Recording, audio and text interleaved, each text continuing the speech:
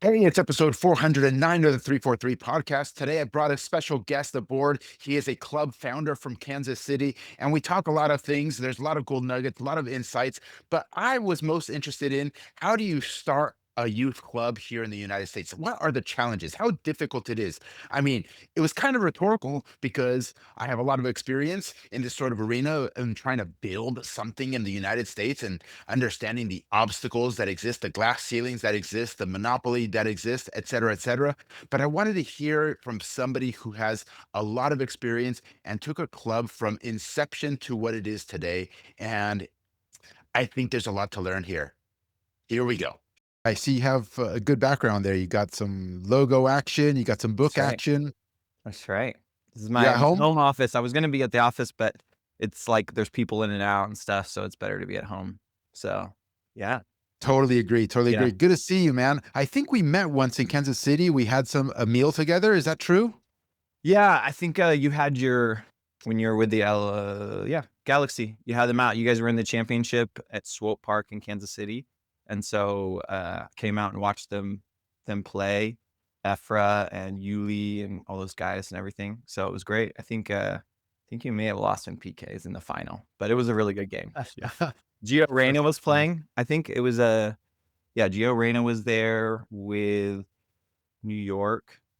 Some good players, a lot of good players on the field. It was fun. Yeah, So, yeah, for sure, for sure.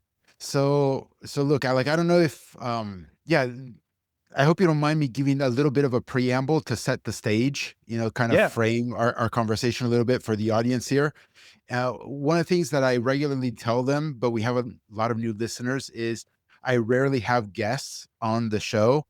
And I mean, there's a variety of reasons, but one of the principal reasons is that I struggle to find somebody that I want to talk about or want to talk with, especially when I'm considering the audience's perspective, because I feel that the audience really needs to listen to credible voices, voices of experience, voices who kind of have been through the trial and error cycle significantly and are not going to mislead them, if that makes sense at all. Okay. Okay. Because I think there are a lot of practitioners out there in the space, a lot. And they're all, in my opinion, very well intentioned. But the things that they believe and the things that they say, in my strong opinion, would be misleading to the audience. So, I reached out, I wanted to talk to you because from my perspective, you are somebody who not only is very experienced, but you're a builder. You've actually built something from scratch to what it is today. And equally important, you've run into, what I always talk about, which are things like glass ceilings. And we don't really have to touch that topic in particular, but I am of the thought that unless you run into the regulations or unless you run into these glass ceilings or these barriers, you actually don't know really what the ecosystem is all about and what are the drivers and the incentives behind the ecosystem. Because if you're a practitioner and you're doing your stuff, that's all well and good. And you might think everything is okay because you've never bumped up against the Yep. top level, right? And it's only when you're Mhm. bumping up and trying to push things and make things even better than they already are, and there's something stamping you down that you start realizing a lot of things that you didn't know prior to that. So, kind of with that backdrop, I thought it would be a good idea for the audience to hear from you. And I mean, frankly, I want to hear from you as well with respect to how are things going. But maybe you can give the audience a little bit of a history lesson. Alec Lemon over there in Kansas City. Is that correctly pronounced? Yeah. It's lemon, like the Oh, fruit. Lemon. Okay. Yeah. Yeah. But yeah, your story in a nutshell: soccer beginnings, and then starting Toca FC, your club. Yeah. Yeah. Well, first, like, thanks for that high praise. That means a lot coming from you and just what you guys have built over the years and what you've done. So I feel like I have been through some things, but I think I do maybe in the last 5 years or so, I've realized what I don't know. There are things I don't know about the game. And so you kind of have that early confidence that you're gonna change the whole game and be the best coach ever and all this stuff, and you can be overconfident. And then as you get into it longer, you realize there's things you don't know. There's strengths you have, there's weaknesses you have. But hopefully I have had enough experience to realize what I don't know is what I hope. But I can share with you some things that I've learned and what I do know. And I think that's hopefully going to be helpful for people. So, um, yeah, a little bit about me, just background. So grew up in a big family, 6 kids, 5 boys, 1 girl. Everybody played soccer. My mom and dad didn't actually play growing up, but they played other sports. So they kind of understood competitive sports and things. And then my oldest brother got into sports, or got into soccer specifically, 5, 6 years old, rec league. And my dad was pretty much hooked right from the beginning and just like, I love this. And so he started to learn the game. We started to watch the game. And so over the course of kind of all these 6 kids growing up, we very much became like a soccer first family. Like we loved watching the English Premier League before it was really like big, and loved watching, we taped all of the 1994 World Cup games and like went back and watched them and stuff. And so we kind of had a soccer first culture in our family, and did that. And that was sort of maybe a little bit unique kind of in the 80s, 90s. Just there was a lot of other, it was a little bit strange that our family was like exclusively soccer at that point, kind of in American history. I think there was just not as many people that way as there are now, but we were kind of still a first generation soccer family, learning styles of play, and looking like what is actual good technical quality, what's actually the highest standard, being frustrated a little bit with American soccer in the process, being a little frustrated with the national team quality, in comparison to the other countries, and like, man, we can do better. And I think my dad instilled in us just like a sense of like, you be excellent. Whatever you're going to do, whatever sport, whatever thing, just be good at it. Like that's important. Be good. And so that was kind of the ethos of our family. It was like, you can do this, you can do different things, but be good. And so that's kind of the culture that I was grown up in. And so we just started playing, and I was one of the first ones in the family actually that we weren't, with 6 kids.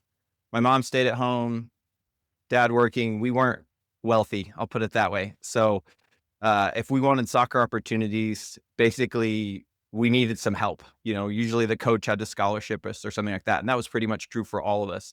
Every single team we played on, like we got a little bit of help. The coach waived his fee or whatever and was like, all right, these kids are, and that's kind of how my dad was like, look, if you want to play competitive soccer, you probably should be the best kid on the team. Like that way you can get a little bit of help, because we're not going to be able to pay the full thing for everything. So that was kind of important too, just for all of us. Like you can't just be good enough to be on the team. Like you need to try and be the best kid on the team always. And so that was kind of my mindset growing up. And so luckily I had some really great coaches. I think my dad was good at picking coaches. He was like, this guy's good, not good. Like we're going to this guy, we're going to this club, because he was able to discern, just kind of that sports mind of like, who's actually good quality, who actually cares, who's just doing it for a paycheck. And so I think he guided us towards good coaches and got us on good teams.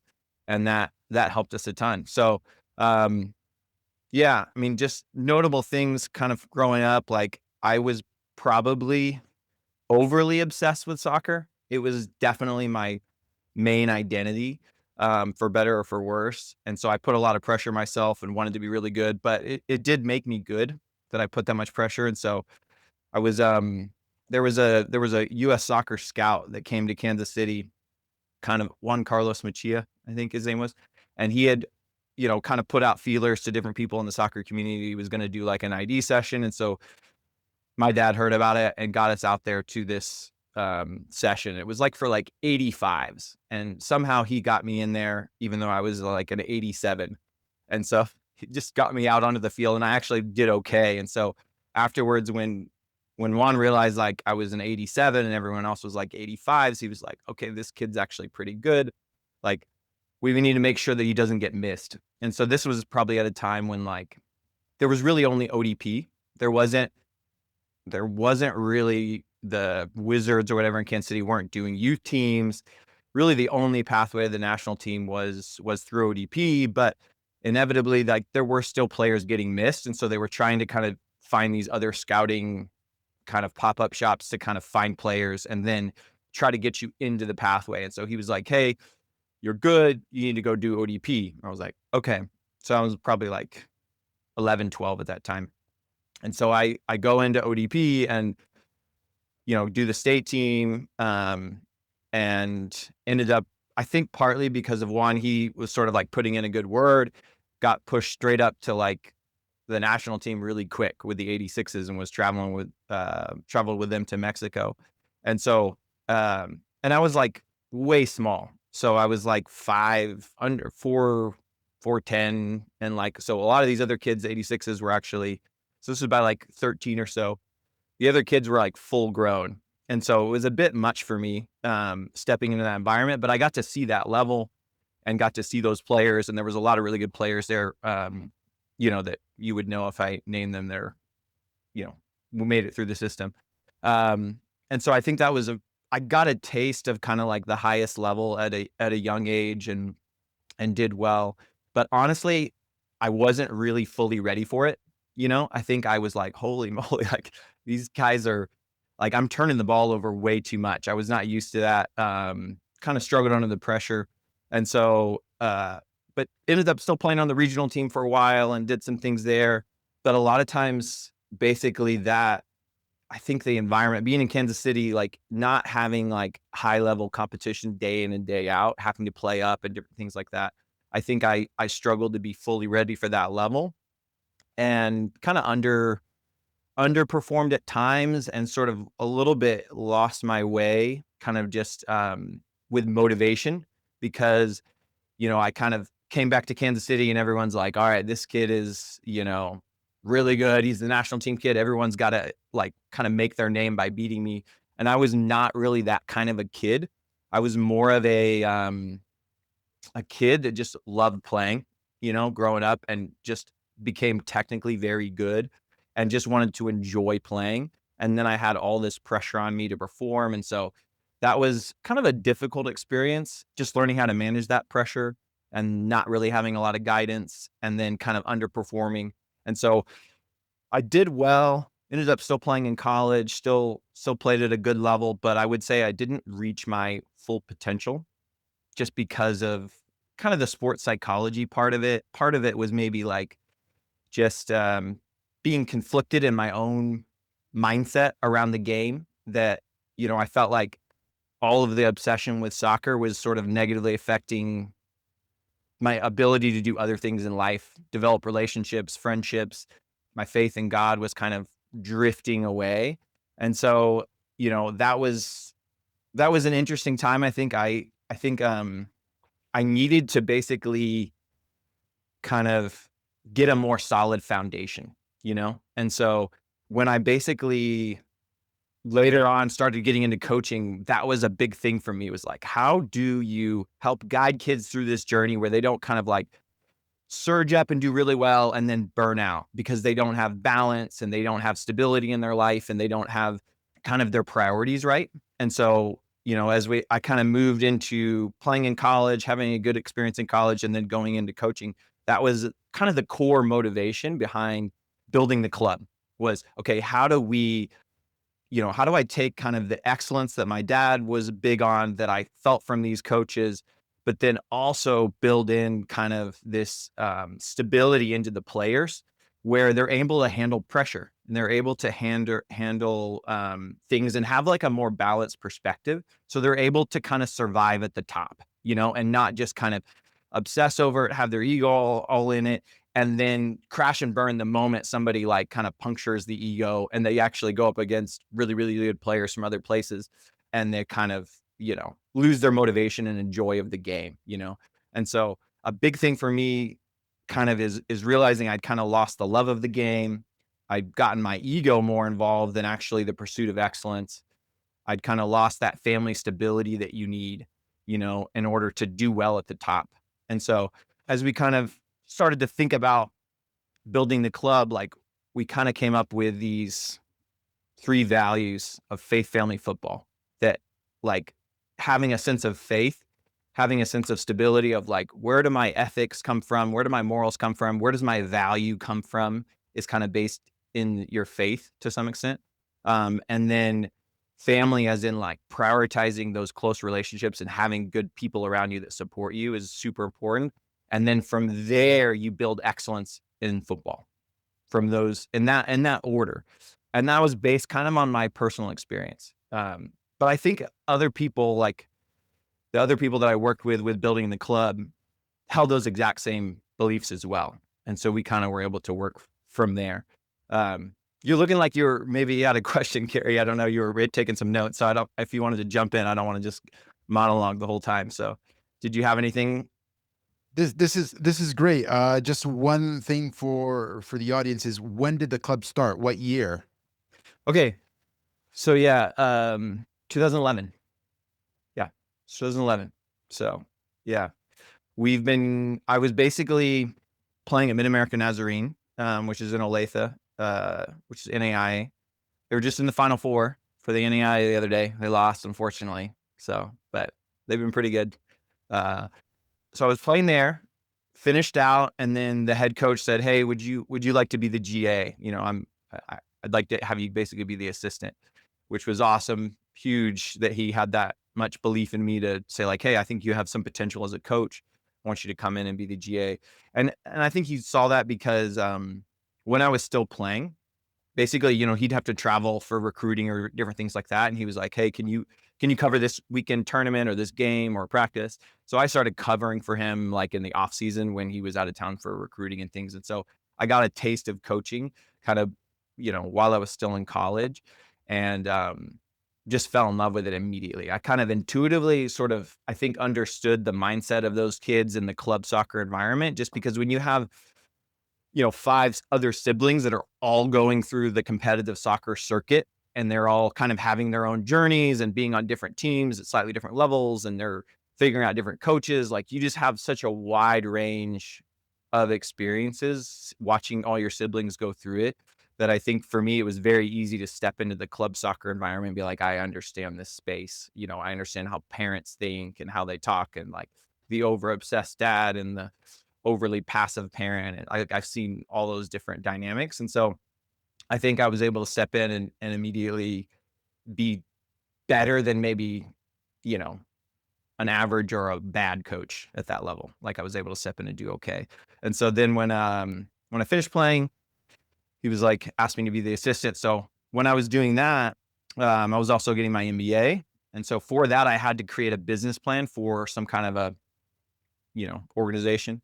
So I did organizational leadership for my undergrad and then did my MBA. And so I kind of had this idea of kind of like social entrepreneurship, which was really like, it was something I'd read a book on it, just this idea of not just doing a business for profit, but like, how do you do social good with that maybe is a type of business, but it has like a more important kind of social good aspect to it, of like something you're trying to solve in the world, not just make money. And I really think that's how all successful businesses are. Like, they're not just trying to make money. They're trying to solve a really important problem. And those are the most successful businesses. And so I was learning about that, and then I'd kind of played around with some different ideas, but ultimately, since I was in that youth space, kind of coaching a little bit, I was like, man, I'd like to do a soccer club. Like, this would be fun. You know, I can kind of start from scratch, you know, and you see all these clubs around the world and just different things, different playing styles, different ways of building a culture, different ways to connect with the community, all these amazing things. It's like, man, I want to do that. That would be fun. And so I just started building the business plan for that, the marketing for that. Kind of had, it was in that time period where like Barcelona was freaking just unbelievable. I mean, they were just dominating world football with a style of play that was just, you know, amazing, right? Just possession. And I remember they beat Manchester United and then Champions League final and just destroyed them. And so that really captivated me, because honestly, growing up like that was how I always imagined I would love to play in a style like that as a player. But at that time, like, American soccer was way more influenced by English football and sort of a lot of English coaches. I don't have anything against English coaches. Like, a lot of them are great. but it was a little more direct. It was a little more like bypass the midfield. And I was more of like a technical, you know, I wanted to be a 10, I'll put it that way, like a 10 center mid. That was kind of my ideal spot. Ultimately, I had to become more blue collar to play at a higher level.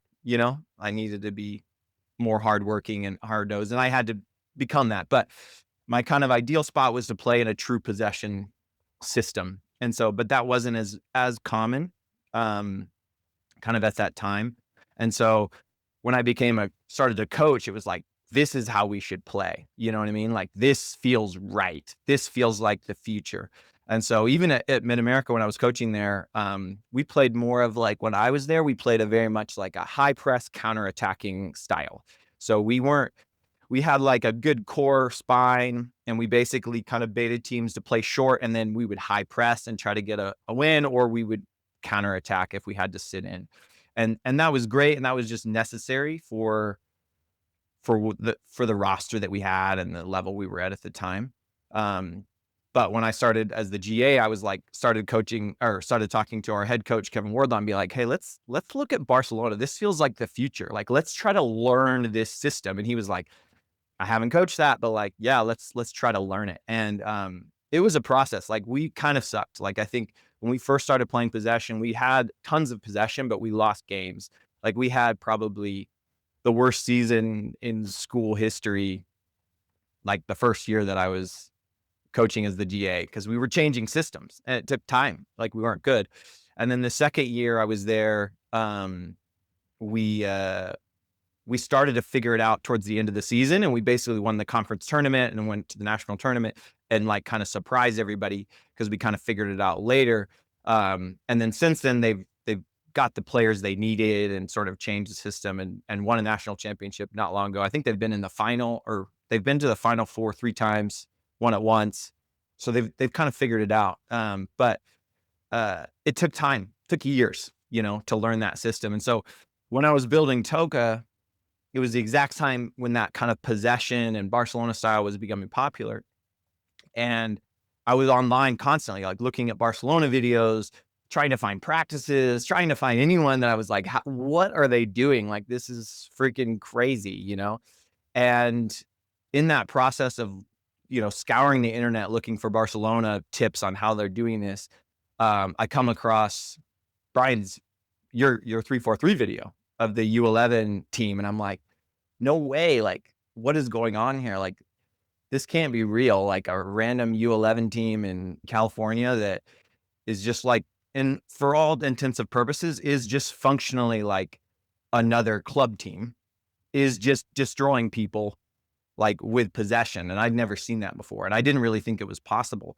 I really felt like maybe the only way you could create teams that could play like Barcelona would be, they're in a residency, they're living there, they're training every day, their coaches are there. Like, I mean, I just assumed like it was impossible, and so that really sparked something crazy in me, because I was like, okay, so someone here has sort of broken open this new world and actually done it. And I'm like, I've got to figure this out, So I started like reading all the blogs, for 343. I think actually maybe before I found the U11 video, I actually found the blog where you guys were talking about your trip to Barcelona, maybe the second time, and I remember reading that and was like, this is super interesting. Like, I'm very curious, like, how are they doing this, And so that was kind of, in all of that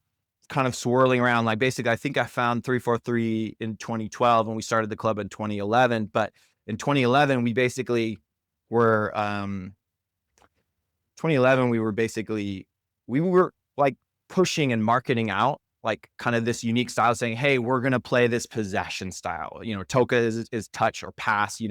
I had a lot of in college. I had some guys from Houston that were really good players, and they would always be like, Toca, like, let's play fast, guys. Like, let's go. And so that was kind of the idea behind that name, is like play fast and play possession and quick touches. And then we also had, with the name, this other aspect of the meaning, in the sense of like, we want to impact lives. We want to touch kids' lives. We want to like develop relationships. We want to be mentors.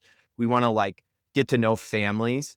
And so we kind of were like, hey, we're aspiring towards being a possession-based club. We're also about family and people and core values and like and putting your values in a hierarchy of like what's most important. You can't have values that are all equally important. You kind of need a little bit of a system of like this one's more important and it helps filter this one. Like the faith aspect of our club, so we're kind of like based in like more of a Christian worldview ethic, like guides how we treat people, how we treat families, how we think about family. Um, and then it also impacts how we play the game. Like we kind of felt like, all right, a possession style makes sense with our philosophy because it's like very team oriented style. It's going to be more, if you want to create this cohesive unit, sort of family unit on your team, and you're all playing together, you're all in it, everyone's important in a possession system, So all these things sort of pointed together towards like a good vision, a cohesive vision. We felt like the faith filming football, the possession style. And so then we just had to figure out like, okay, we know we want to play this way, but like, how do we actually do it? Actually, how do we actually execute it? Because no one else is doing it, you know? So it wasn't easy to figure out like, who do we look to? Who do we learn from? And so that's why it was so big that 343 had kind of like pioneered it and done it in a market that was considered the top, because I remember when I was on the national team, youth national team, there was like 6 guys from LA. It was crazy. Like honestly, the LA team could have been the national team. And they would kind of joke about that. Like they would be like, bro, I think our state team could like literally be the whole region 4 team or the whole national team. And it was like, yeah, I mean, like, yeah, they were good. There was good players other places, but they all knew each other and had good chemistry. And so like, yeah, they actually did play together well. So so then Brian doing really well in that market was very interesting too, because it's a difficult market. It's easier to like play possession when you're honestly, it's easier in a weaker market because Yeah. the teams just aren't as educated. They're not as tactically savvy, all those different things. And so that was like, yeah. So that was kind of maybe a little bit of the origin story. I don't know if you want to go somewhere else, but hopefully that gives you something. Got it. Got it. Yeah. I'm actually curious also because I know we have a lot of folks in the audience who obviously are interested in the coaching side for sure. And many are parents who are interested in the parent side. I personally, selfishly, and also that we have this in the audience too. We want to know a little bit about the business side too, because you actually started a club. Mhm. And I think it's important to be a practitioner in that space as well, to have a more holistic view of the challenges involved in Yeah. doing any of the things that you just described, because there's the business component that influences in a very significant manner. So I suppose my question to you would be, okay, how did you actually start the club from a business perspective? Were there Mhm. fields available?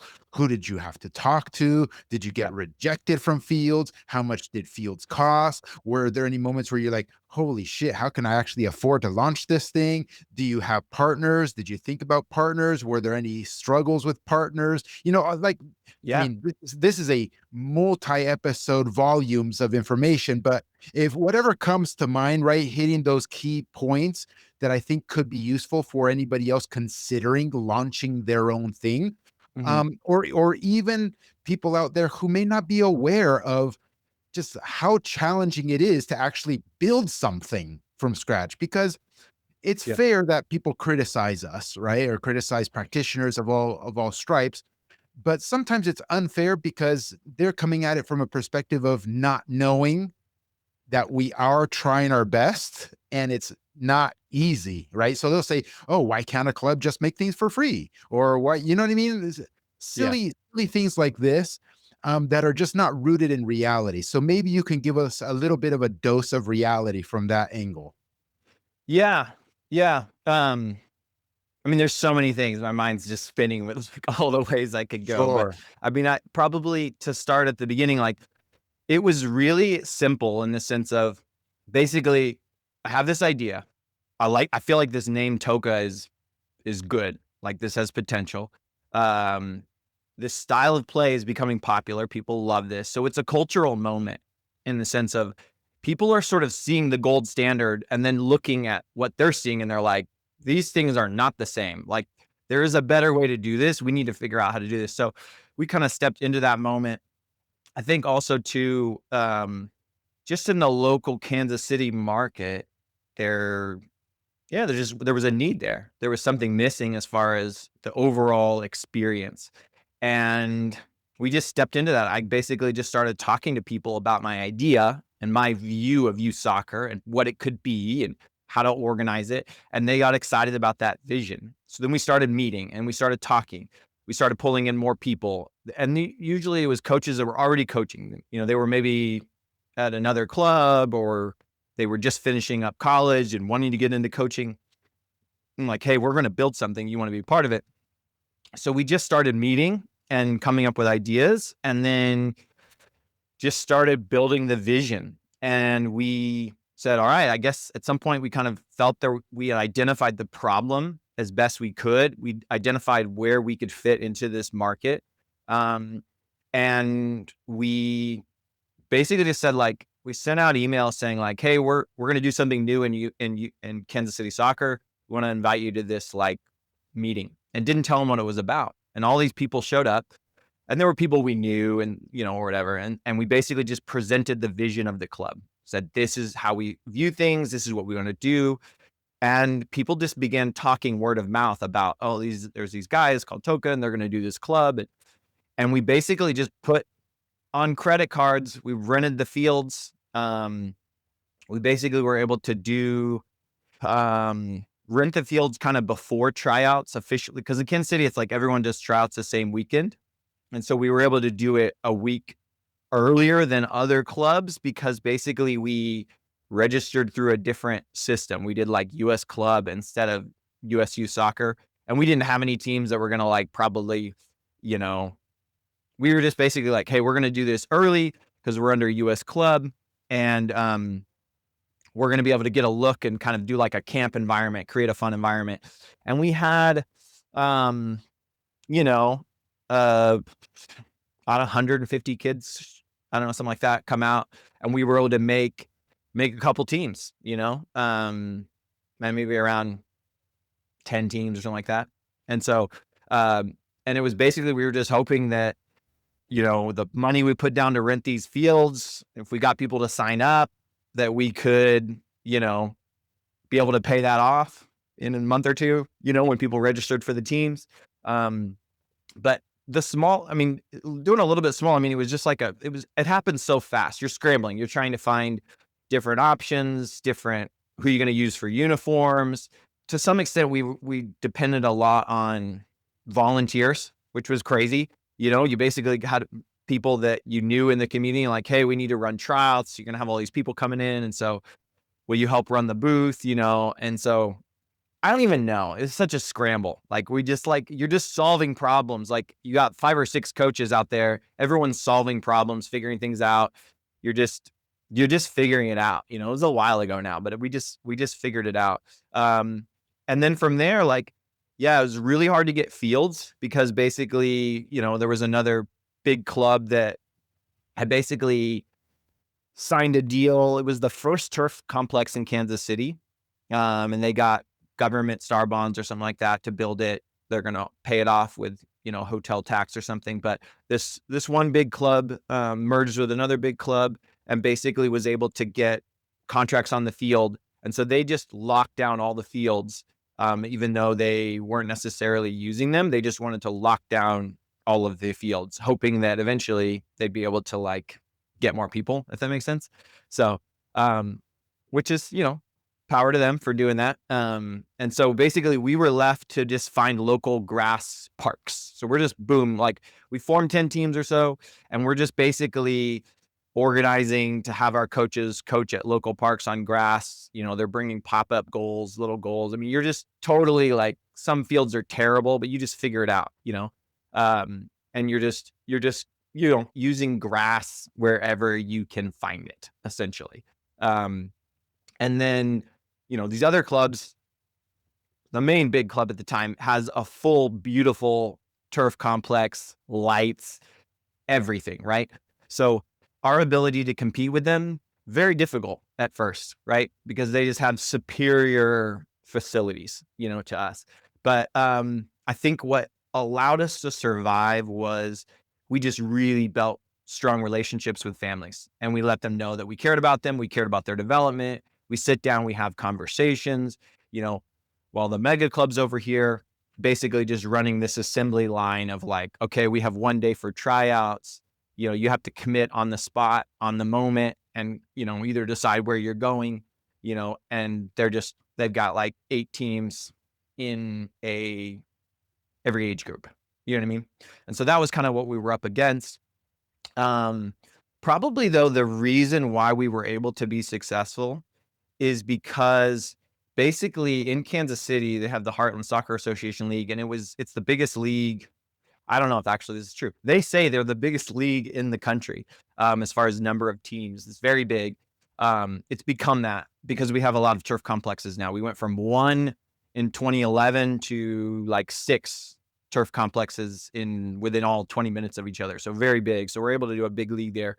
And this league was promotion relegation. So we start out and our teams are in low divisions, 5, 6, 7, 8, 9, whatever, low divisions. But for that level that they are at, our coaches do a good job. They develop players and they get promoted from 5 to 6 or from 4 to 3. And so we start gradually gaining momentum in the city because there is no ECNL, there is no MLS. There's none of that yet in 2011. So we're just in this big league, all the clubs in the city, and honestly, Kansas City is oversaturated with clubs. I mean, when we started, there's probably over 60 clubs in Kansas City, easy. So there's lots of clubs, and it was the same back then. But with the promotion relegation within this local league, if consistently your teams are doing well for their level and getting promoted or doing pretty well, like you're obviously doing something right. And so we start to gradually gain momentum as a club that develops players, as a club that's headed in the right direction. And so people will get on our website and they feel like, hey, they got a story, they have a brand, they have a narrative, they have a sense of vision, they have a sense of direction. Like, you seem like good people. And so even players sometimes that were maybe good enough to go to another club would sometimes stay with us a little bit longer than maybe they would have because they liked the club and because they liked the coaches. And so that was really the key, is like, we didn't keep kids forever, but like we kept them a little bit longer than other people would. And so we were able to gain momentum at a little bit faster speed. You always have to release players. That's part of it.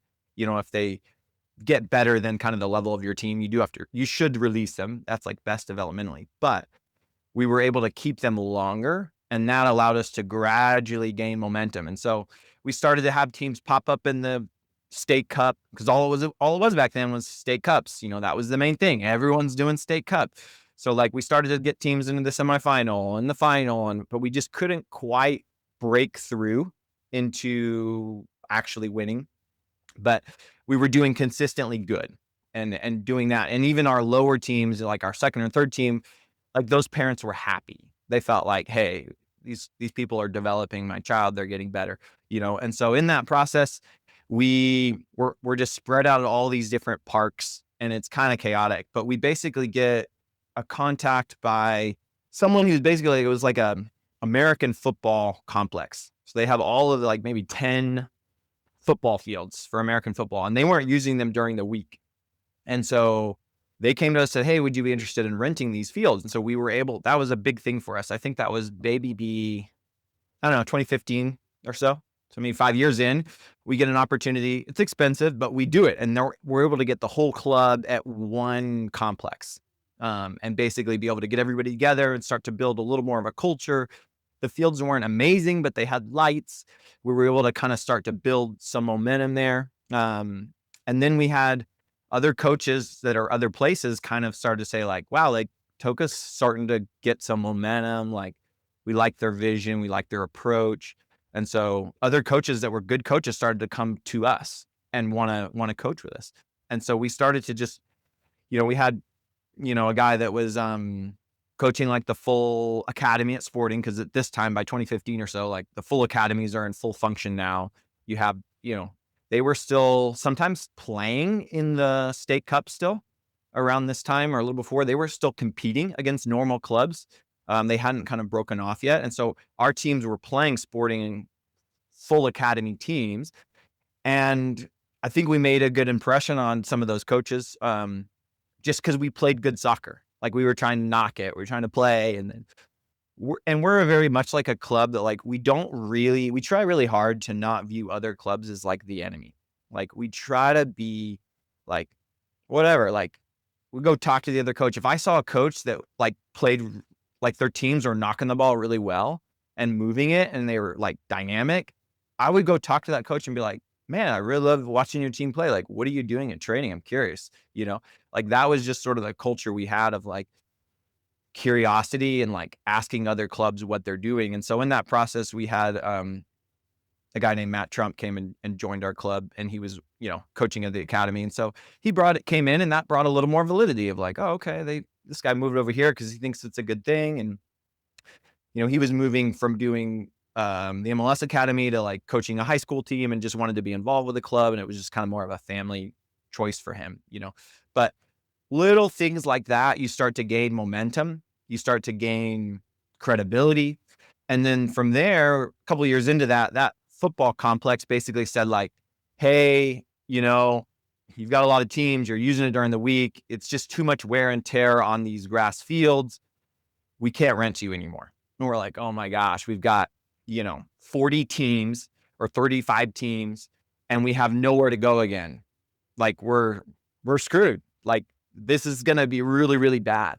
And so you have a budget of, I don't know, 500,000 or something at the time. And you're thinking, wow, like this is, we're going to have to figure this out, and we've kind of always operated the like, and our executive director, Kevin Wardlaw, said this when we first had our meeting is he was like, guys, don't worry about whether we're going to be successful or not. He's like, if God's going to bless us, like if God wants us to succeed, like all we have to do is just work hard and it'll work out. And he's like, and if it's not meant to be, like, it's not meant to be, like, it's not what God has for us. We'll have something else.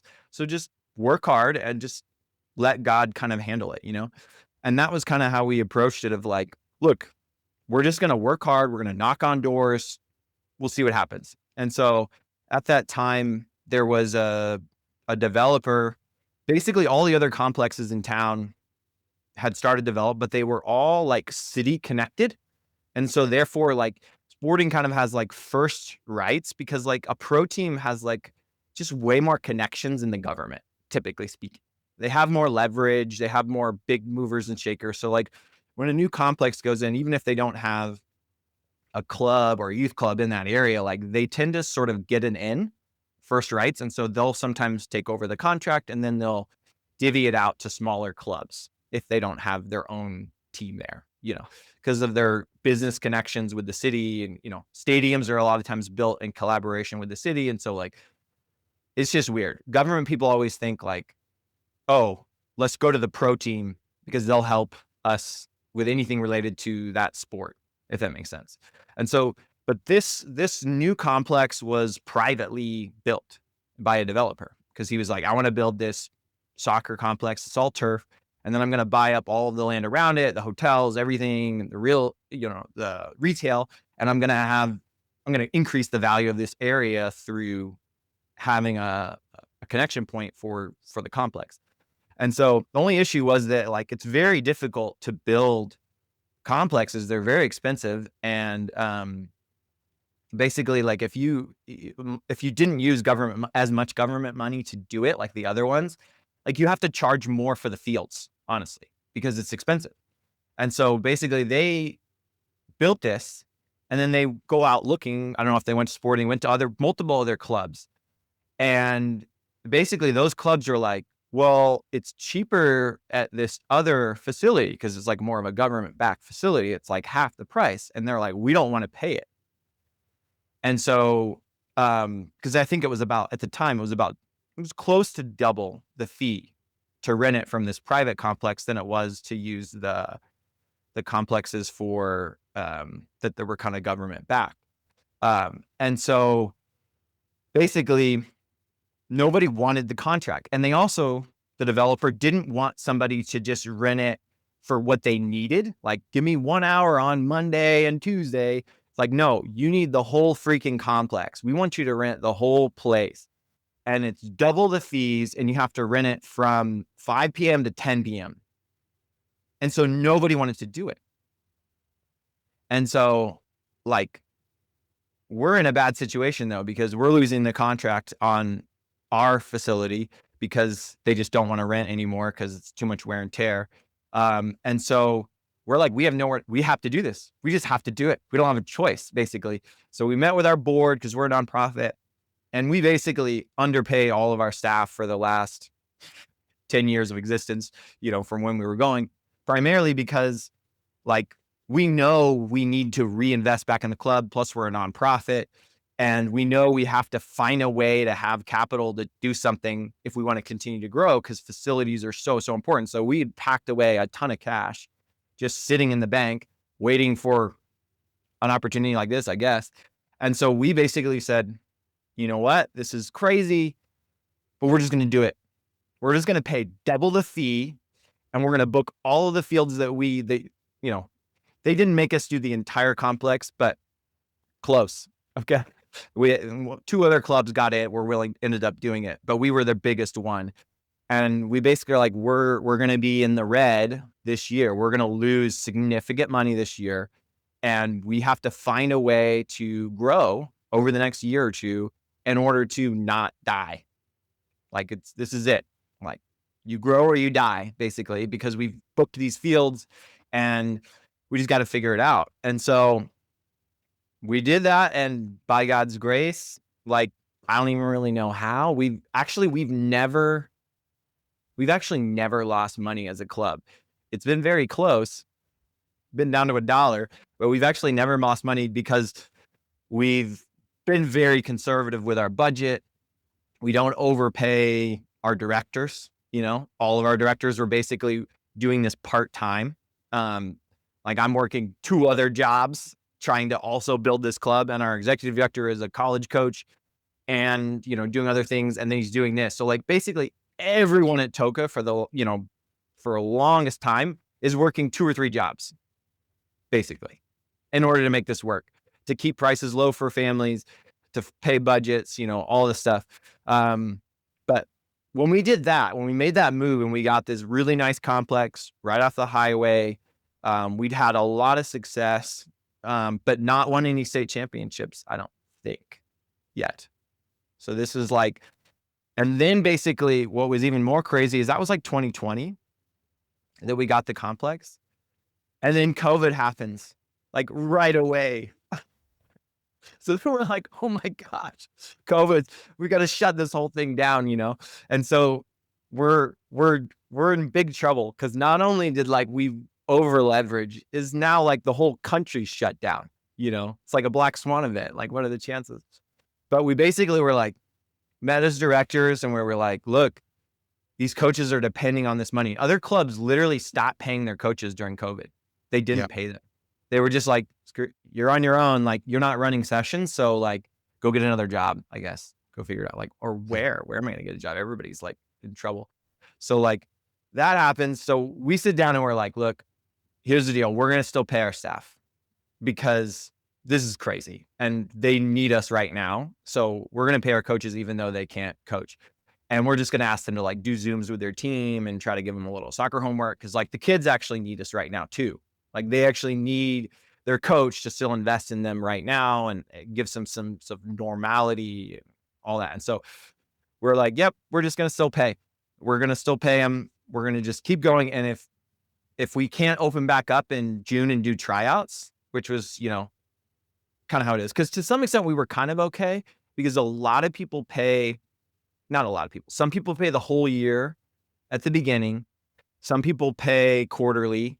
And then even the people that pay monthly, we started them, like, right after tryouts. So then that way, basically, everyone's done paying for the year. They're paying 10 months, but they're done paying, like, in April.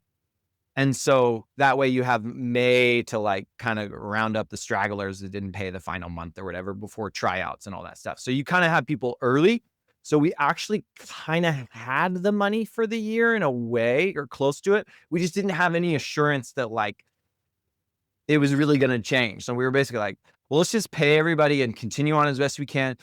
And if we can't open back up in June, then it's just like, we're done. We're just done as a club. We're screwed, and that it is what it is. It's like not our fault, it's just is what it is. And then thankfully in Kansas City, at least, they basically were like, they let us do some level of interaction and get back out on the fields with masks and all this stuff and everything. And so we were able to then still do tryouts and keep the club going. We weren't shut down for a year, thankfully. But, why did we do that? Because our values are faith, family, football. We're like, we're going to try to do what's best by coaches, best by what we want people to do for us if we were not in control. It's like, we're going to do this.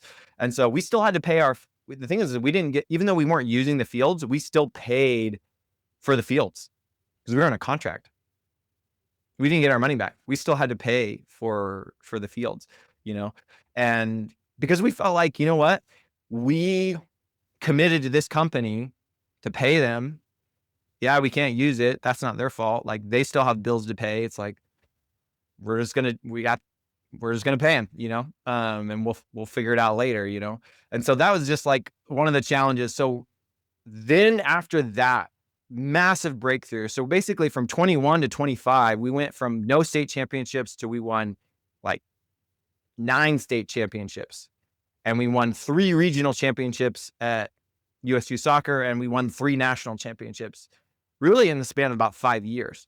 So just massive success after 10 years of like just scrapping, you know what I mean? Just scrapping it out on like crappy grass fields at random parks, doing pop-up goals, and being up against clubs with way more money, way more resources, way better facilities. Because also during this time, not only is like there is the one mega club that has the first complex, but other complexes are built and other clubs are getting those contracts and we're not. Because of their political connections and things like that. And it's fine. Like it's not anything against them. They happen to be positioned in the right place to get access. We get basically like an opportunity because other people didn't want it. Other people said it's too expensive. We can't do it. So we're like, I don't know, the 4th club they come to and they're like, hey, how about you guys? And we're like, actually, we're in big trouble. We have nowhere to go. You know what I mean? And so we had to do that. So, and then after that, I'll tell you, I guess this is maybe the final thing is on the business side is in Kansas City, it gets cold, right? So basically like it's difficult to train in December, but you can do it. And then January, there can be snow on the fields most of January and February. So basically you have to shut down during that time unless you have indoor space. And so we were at a space, indoor space in the winter, and a big club, a big connected club, we'll just say, basically, we had the whole facility rented, and they came in and said, we're starting a new club and we're just going to buy out this facility. So you guys have to go somewhere else. So we're like, oh no, we have nowhere to train our teams in the winter. What are we going to do? We have now, 55 teams and there's nowhere for them to train in the winter. And that's a problem, right? So then we're like, okay, what are we going to do? And really, honestly, we didn't even ask for it, but the developer who built our main complex comes to us and said, hey, we're thinking about building an indoor space like right next to our outdoor field. And we're like, oh my gosh. Well, happens. We're homeless. So yeah, let's talk. So they sit down with us, we go over things, and once again, we need that reserve, huge investment. We're able to get our own indoor space, indoor building. It's like a 99 size field, get office space, huge step for the club. Because right next to our outdoor space, we're able to build a huge $3 million indoor space that's state of the art, and do it in collaboration with this developer, And so we did that.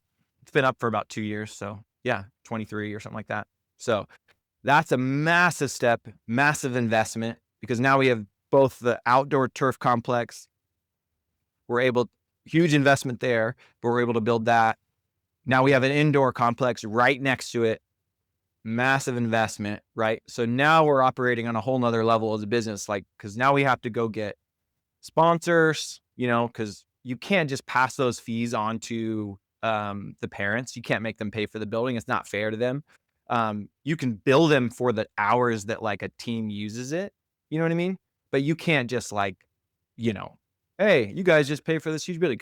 So we have to basically go find businesses. We have to network in the community. And it's like a whole nother job essentially to like go out and find sponsors and go after grants to run after school programs so that you can kind of serve the community and still fund this building. And so now we're operating in this whole other level of like more of like a community-based nonprofit where we're trying to say like, hey, let's do a program for kids with special needs and let's try to like meet them there. And this indoor space is great for them. And let's do an after school program and let's bus in the kids now and do this so they can have a safe place to play. And all these different things, and you're trying to find, businesses that can market in this space. And so whole huge business operation to manage something like that in order to keep it and then not also have that be pushed onto the parents. So we were able to do that without really raising fees on the parents, essentially. We didn't really raise fees on them because we're going out and working our tails off to like find grants and do different things like that. But it's a big project, but it's a beautiful complex. It's a beautiful place for kids to come. It's a one-stop shop. They can bring their whole family. Everyone's training at one outdoor complex. Everyone's at one indoor place. I mean, it's amazing for families because if you have a couple kids or like my family, like 6 kids, imagine just, okay, we're going one place. Like when I was growing up, basically like all my siblings, we played at different clubs because there was only one team in an age group. If you didn't make the top team in that age group, you weren't playing, for that club. And so you got like 5 kids at all these different clubs, all these different places. I mean, it was like we were already driving 30 minutes to Kansas City from Lawrence, which is like 30 minutes to the edge of Kansas City. And then you still have to drive to all these other places. So my mom was like literally a taxi. I mean, just driving us all around. And so this setup is like amazing for families, but it's expensive. But we also keep costs very low for them through fundraising, through grants, through working with businesses, through getting sponsors. But it's a pretty massive operation now. And so now I am actually full-time, but it took 13 years before I could actually do it full-time, like 13 years of grinding away to build it. And finally it actually is a full-time salary in theory, it's still not a lot, but it's like technically it's considered full-time, and we have a couple other people that are, 90% full-time, but we have a guy that's, running the whole facility, doing the sponsors. Then he's also coaching teams. So really he's got 3 jobs, although they are technically all under the club, but he's really got like 3 full-time jobs, and that's pretty much the standard. Like even if you are technically doing club full-time, you're probably doing 3 people's jobs within that club. You know what I mean? That's really what's happening, and everybody else who's not doing full-time, they're working another job outside of soccer, to actually make it work, So anyways, does that give you a little bit of a history there? Hopefully I hit all. No, a lot. That was awesome, man. I'm really glad, people get to hear that. I'm sure you've heard, if you've listened to the podcast at all, Alec, I'm sure you've heard me really go on the defense for coaches and people who work in this space, because it just seems that there's this narrative over the past decade or two that, pay to play is enriching coaches and is enriching, club DOCs and operators and things of that nature. And I come to their defense right away because obviously I've been involved forever, for decades. And I know the amount of work that's involved in these jobs and the relative peanuts that people get paid for doing all of this work. So I'm really glad that you ran through the whole exercise from an operator's perspective, because, some of the pushback that I'll get when I come to coaches' defense and people's defense is like, well, yeah, Gary, I'm not talking about the regular coach out there, coaching U11s. I'm talking about, the big bad club presidents or, operators of the clubs. Well, I'm both of those. I'm the U11 coach and kind of a director. You know what I mean? Totally. Totally. But for some reason, they have it in their heads, or they just do poor math, that you guys are, I don't know, getting rich off of kids or something, and you're Yeah. making, 500,000 a year or 7 fig who knows? Like, Yeah. it's It's so crazy. bad, and I'm like, "Guys, just do simple back of the envelope calculations, right? What do parents pay for per kid?" And you can get a national average if you want. Use whatever number you want. Use something simple, 2,000, and if you don't mind me asking you, what's a typical fee for a parent? Maybe a grand, Yeah, 2 grand, 3 2,000. grand? Yeah. Yeah, 2 2, 3 grand. So grand. Yeah. so you do For 2 the whole grand. year. Yeah. Yeah, for the whole year, you do 2 grand, you do a little bit of simple math with 50 teams, your operating budget maybe is between 1 and 2 million a year, something like this. And then let's go to the Yep. expense side of the spreadsheet. The expense side is enormous. So Yeah. It's at the huge. end of the year, you're kind of balancing, both of them, and what's left over technically, right, in the black, or technically profit, even if it is a Mhm. nonprofit, is peanuts, guys, after everything gets paid off. So it's not. Yeah, and you're 1 year away, where if you have a bad year, like, we've as a club, the only reason why we've done well, we've actually never shrunk. We've always grown at least a little bit every year, but, like, that's not normal. Yeah, It's really not normal to always be successful, and so, like, if you're smart, you need reserves for that year where, a coach that's been really important leaves and takes a bunch of people get upset and you lose 5, 10 teams, like, yeah, that's normal. yeah, We've been the anomaly. So you could hear our story and be like, "Well, it worked out well for you guys." Like, right. no, we're, like, freakishly successful, like, Yeah, freakishly successful and blessed with how we've been. Most clubs have way harder times. It's almost impossible, almost to impossible, actually and yeah, most of them, yeah, it's almost impossible to actually keep your budget healthy and keep costs low. Like, it's so hard. I would say, and there's a lot of, we're a nonprofit, but there's a lot of for profit. But what I hear from those that are for profit, that the owner ends up losing money a lot of years. yep, That's that. You know what I mean? yep, So you can say like, "Oh, the for-profit ones, they're the bad guys. They're making ton." Actually, a lot of times they lose money. Yeah, I don't even know why they do it. 100%, Yeah. 100%. And, we can get into this if you'd like, but, in the modern landscape, with MLS Next and ECNL, it has complicated things even further for the upstart club or the clubs who are kind of outside those envelopes, Yep. because it has driven a lot of consolidation in the industry. So if somebody is Yep. struggling, like you just mentioned, 1 year you're unhealthy or 2 years you're unhealthy, you have no choice but to kind of be absorbed by the neighbor bigger club at that point, if you want to continue in the business in any capacity, and not just A fold. 100%. If we were starting the club right now, we wouldn't have made it.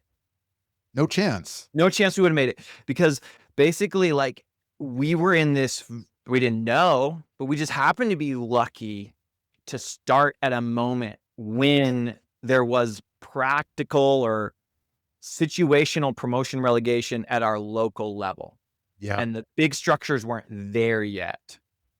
And yeah, now that doesn't exist. So we were literally playing the very best in the city, because even the sporting academy was still playing in the local leagues at the time. Not in the older age groups, but in the younger age groups, they would kind of do that.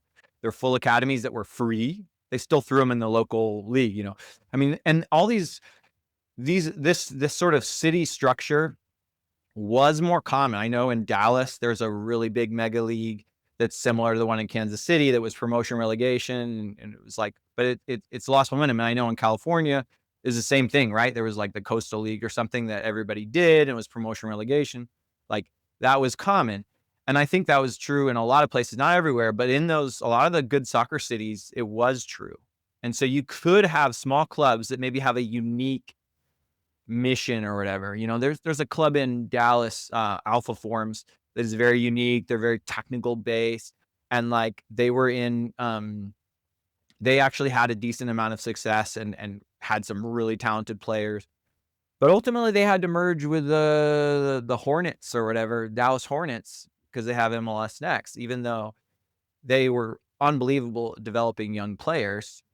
I guess for them, because they started after us, like they just weren't able to break through, and so they had to merge, even though, yeah, I mean, they did a lot of good things, and they were very innovative. And like they're just different, they do things that I wouldn't necessarily do, as far as like a lot of cone work and like a lot of technical stuff, but like it worked. It was interesting and like people loved it. But when you don't have a pathway, it's difficult, right? And so I think the bigger market things that people don't understand about the space is basically you have 3 stages of the youth soccer system. So you have sort of like the raw extraction process of the product, which is like, if you think of players as sort of like Copper, the gold, yeah, silver, sure. So you're raw extracting it, materials. Yeah, yeah. right? Mhm. Okay, or oil or something like that. You're kind of finding it and then developing it and cultivating it. And that's the youth soccer club that's doing that part of it, right? And then the second stage of it, okay, so now you have the product, you have the player, you have this person, and this player wants to go somewhere. They need a pathway. Okay. So the pathway is the leagues. It's the structure, it's the competition tiers, because that's how you prove yourself as this player product, is you have to compete against others and move up this pathway to move towards either college or professional. Those are your 2 end in spaces that you're shooting towards, right? And so basically those are your 3 stages, right? The pathway, or the raw extraction, the pathway, and then the end place you're going as far as pro or whatever. And this is true in all kinds of industries. And so basically we're in a space where, like, if you want a healthy, like, if someone develops like a unique way to like find gold or find silver or develop it, like, you want that company to then to be able to be rewarded for their work through being able to get that product on a pathway towards an end result, of where it's going, right? And so this is true in like every industry, right? In America, you have this. You have basically, when oil was first like developed, right? They're extracting it, right? And then they're having to move it on the railways to the distilleries that then kind of refine it and then get it out to the consumer, right? So it's very similar to like the soccer pathway, basically. Youth players develop, they get on these pathways, different leagues or whatever. They're trying to get to these final things, right? So clubs aren't thinking about how to control the pathway. The average little club that's innovative in developing players doesn't really have a way to control the pathway as much. It takes a lot of work to like create a railroad, so to speak, like a huge amount of investment, right? And to do a distillery to like distill the oil down, like that's like a huge thing, right? And so what's kind of happening a little bit is basically, if you control the top, you can kind of gradually work your way down to kind of control the pathways and then the bottom. And then basically it's very difficult for a club now because they don't have access always to pathways. Like, if you could extract oil, but if you can't get it into barrels and get it onto the trains, you're going to go out of business. Yep. And then who are you going to sell it to? Well, you're going to sell it to the guy that either owns the railroad, because he does that, or the guy that owns the distillery. You have to sell it to him. You have to sell your land, you know what I mean, or your resource to him. And so it's easy to do that, right? So we're kind of in a spot where we kind of were able to get to a high enough place where now, because we, in the last 5 years, have had a lot of success, we're able to get our product straight to the distillery, so to speak.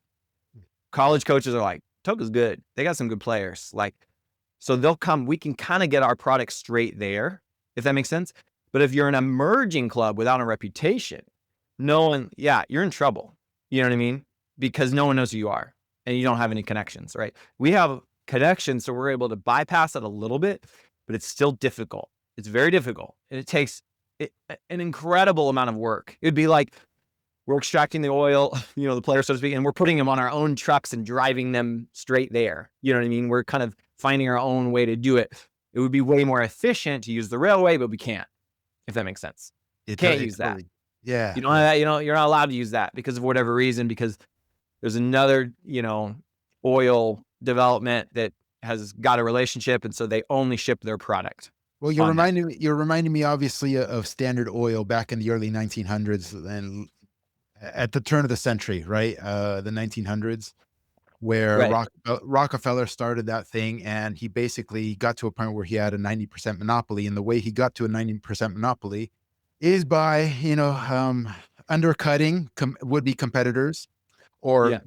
buying them out, which we just kind of covered from a consolidation perspective. So you buy out Yeah. your competitor, you undercut your competitor, or you control the rails, right? Which is Yeah. basically, hey, I'm going to give you kickbacks if you don't allow my competitor oil businesses to gain access to the railway, and eventually, the Sherman Antitrust Act and all this other stuff broke Standard Oil Yeah. up.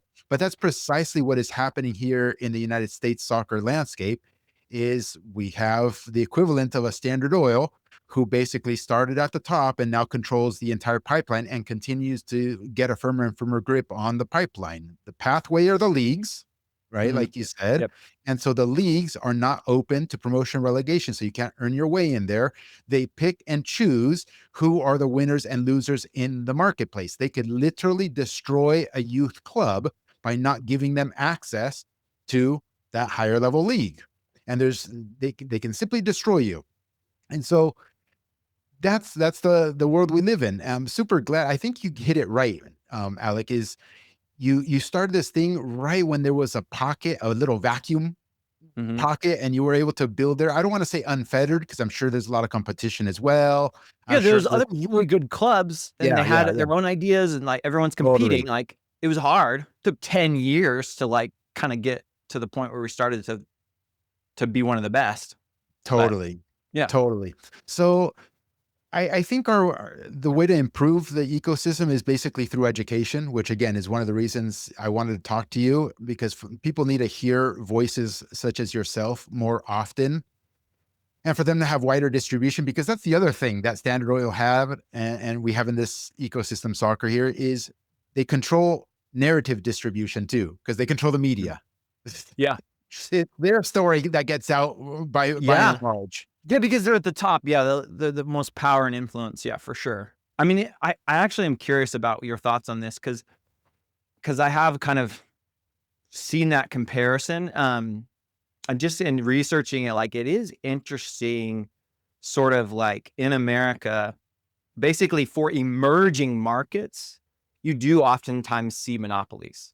You know, so you have Standard Oil and you have the railroads. Like they were early on, they were all competing against each other, and some failed, and so there is an efficiency to a monopoly, and there's a streamlinedness to it that is good, right? That people do make an argument that a monopoly is more efficient, right? And it is better for sort of just streamlining things. And it's sort of like, because if you have a railway and it's like, okay, you got to pay a fee when you're in this state to this company, and then you switch to this company and it's a higher fee. And it's just like, I could see people seeing like that's kind of confusing and hard to navigate these various different competing structures for stuff, like or like say like with Microsoft, like when they were kind of controlling the whole software industry, there was a sense in which it was easier because everything communicated with each other. And then when Apple started to have some success, then they were sort of like they didn't always talk to each other. And so having uniformity, there is an efficiency and an ease of use for the consumer at some level, right? And you have AT&T also like controlled the whole phone thing for a while, right? They had everything, right? But then I think what's interesting is like, and then you also see another thing like during war, like when we're in a war against other countries, the monopolies sort of, it is a little bit sometimes counterproductive for like steel and things for them to all be competing because it's just like we're in survival mode against these other countries. And so you see sort of like consolidation in times of war, um, and where you're sort of like America's competing against other countries, if that makes sense. And so, but the negative of that is like, so you come out of a war, you're no longer really like, I don't know, like trying to survive as a country. You're more so like, let's thrive and be the most efficient we could possibly be, you know? Then having one person with one idea drive everything is not as productive, just because like it is common that like an industry leader has a great innovative leader and they really kill the market and they're just better than everybody else. And that's why everybody chooses them to like be the best company, because they're better than everyone else.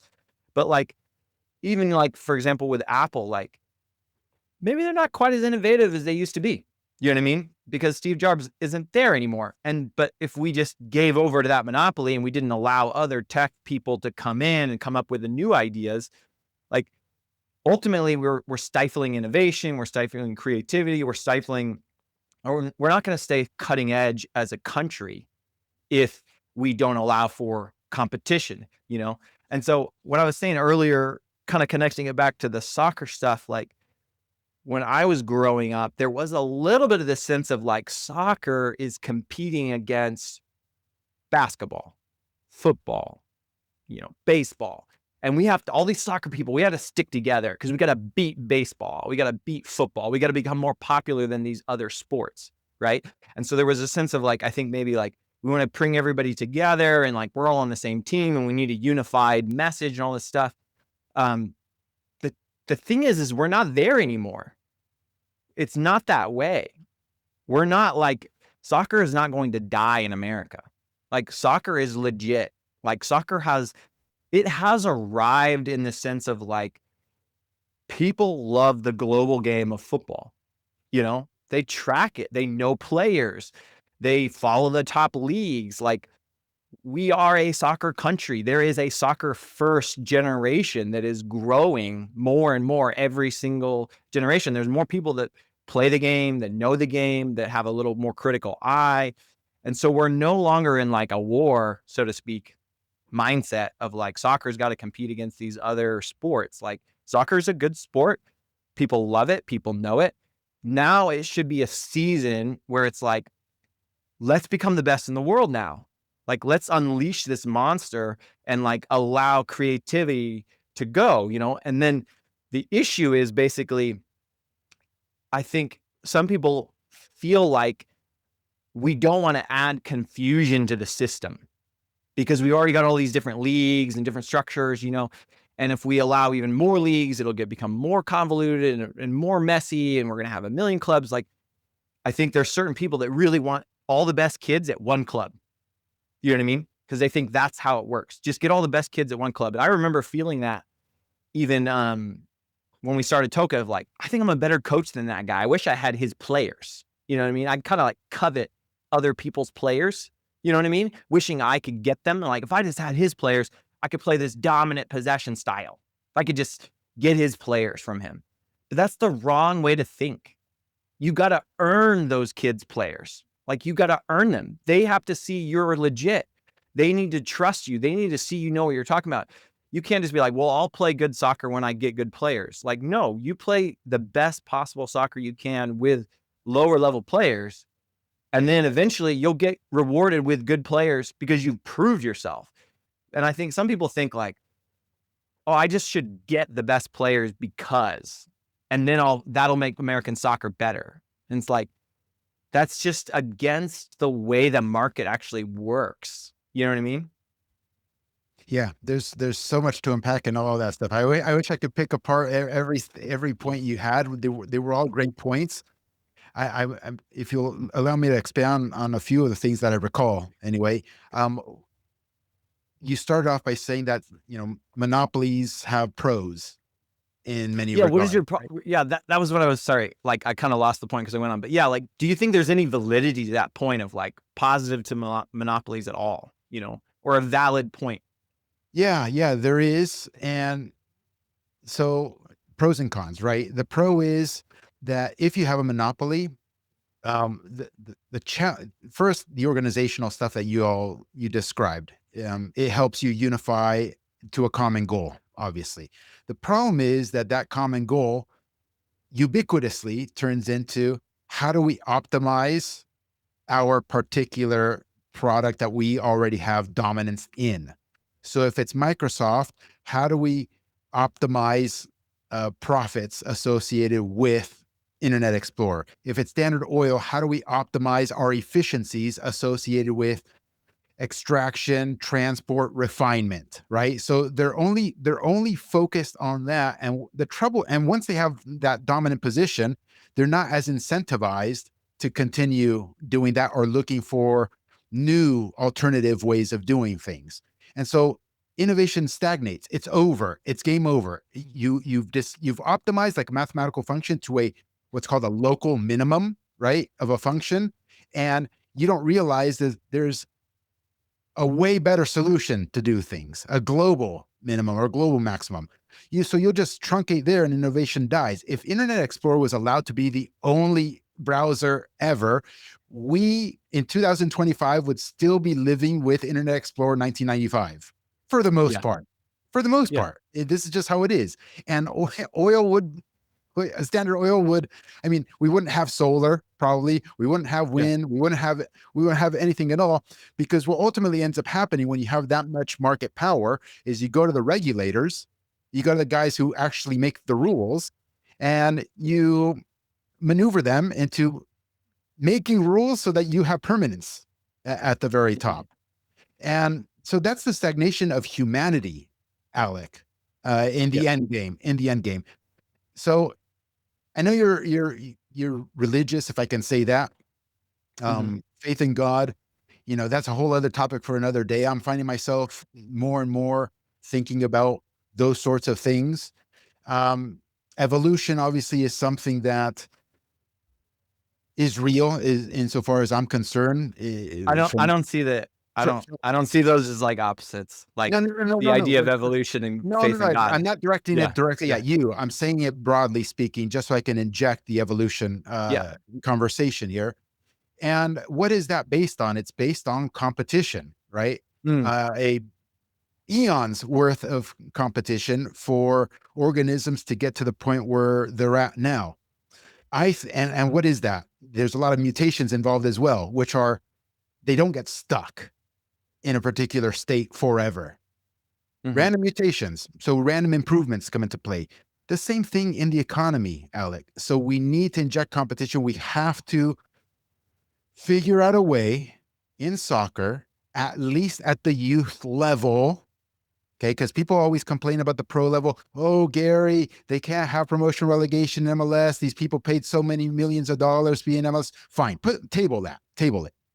At least at the youth level, at least at the youth level, inject promotion and relegation. Who is Mhm. losing Yep. billions of dollars or millions of dollars? Who is introducing mass confusion in the marketplace and all of this stuff? Who is losing sponsorships? If you just inject pro rel, that's it. It's not that difficult. Yeah. No, it comes down to control, right? So you lose control when it's promotion relegation. Yes. Basically, you have to earn your way, and you can't control and say, every year we're going to be the best club, or we're going to be in this structure or league, or we'll always be at the national championships, because we're this club. Like, you have to earn it every year. Every day you have to wake up, you have to know your craft, you have to communicate it, you have to get buy-in, you got to sell parents, you got to push players hard without pushing them too hard. You have to thread the needle. And that's hard. It's way easier to just basically maneuver the pathway in such a way where you have permanence. Yeah. It's way Yeah. easier. If you can do it, I would, and I'm not like, yeah, it makes sense. I mean, Like, that's human nature. that's what's best for player development. It's what's best for parents, families. It's what's best for coaches and clubs, in my opinion, with the exception of those who already are at the top. Yeah. But if you think that you are smarter than everyone else, that you understand soccer better than everyone else, that your style of play is the best, then, and you truly believe that you're the best for kids, then you think you deserve power and control Of course. just because. And I don't believe that. I believe you have to earn, um, responsibility.